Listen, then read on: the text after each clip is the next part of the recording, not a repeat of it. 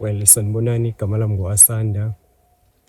I'm here to share my point of view. Saqhubeka sakhuluma ngama-symbolic dreams. Namhlanje ngizokhuluma ngokuthi kusho ukuthini mawuthi ubona lezi iy'lwane lezi zama-predator noma lezi iy'lwane ezidla ezinye iy'lwane. To declare something, if ever umuntu ijeni yakho ebheke entwasweni, my definitions noma iy'ncazelo zami ngeze kunikeze lo information efanayo. So if uwumuntu wentwaso, ungayibuka nje le video if you just want to obtain knowledge. In short, noma straight to the point, namhlanje ngizokhuluma ngama-symbolic dreams whereby sizobuka iy'lwane lezi zama-predator noma lezi iy'lwane ebizwa ngama-big five. First of all, asike siqale ngalesilwane sothi uphupha ubona ibhubesi. If uphupha ubona ibhubesi ephuphweni lakho suke limele a very powerful enemy in your dream noma in your life, of which ngaba umuntu mhlawumbe mawuthi umuntu omkhulu noma umuntu nje mhlawumbe odumile noma umuntu mhlawumbe oyimele ozenzela izinto. It could talk about ukuthi unezitha powerful especially njengey'nkabi noma abathakathi nje. In short, uphupha ubona ibhubesi so iphupho ibhubesi suke limele izitha ilusitha ephuphweni lakho.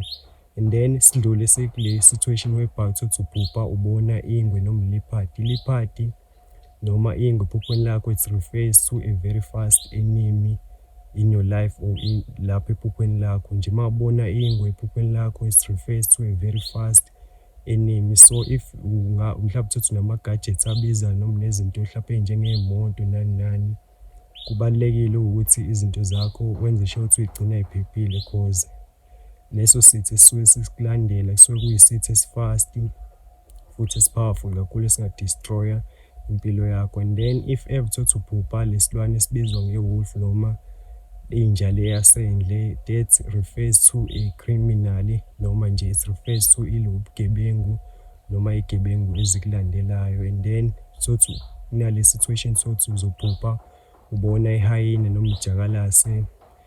Yabo lelo phupho lokuphupha ubona ihayini noma ijakalase, it refers to an evil woman noma it refers to an enemy noma isitha especially somuntu wesifazane. It could be demonic spirits, it could be ezitha nje zabantu besifazane close to you, either umuntu wesilisa noma umuntu wesifazane. And then sidlule siye kule situation whereby uphupha ubona ingulube noma you dream of a pig. A pig also nasephuphweni isuke imele isitha and it's a heavy enemy.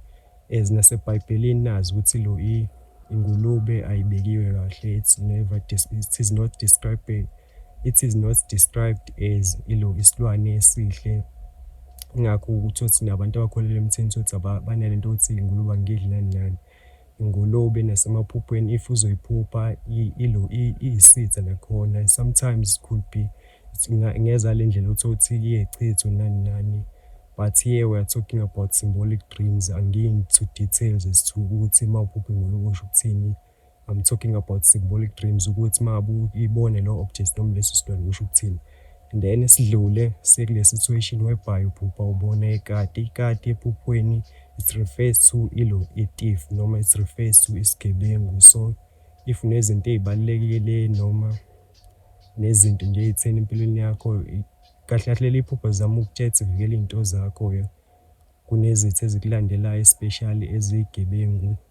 And then there's a situation whereby uthi uzophupha ubona inja, lelo phupho engakhuluma ngalo, inja isuke imele izitha noma enemies such as friends or people that are close to you. It could be abantu bomndeni nani. And then sometimes inja can refer to a helping person noma a guide in your life. It could stand for spirits ezikuvikelekelayo, but depending ukuthi leyo nja uyibona yenzani kuwena.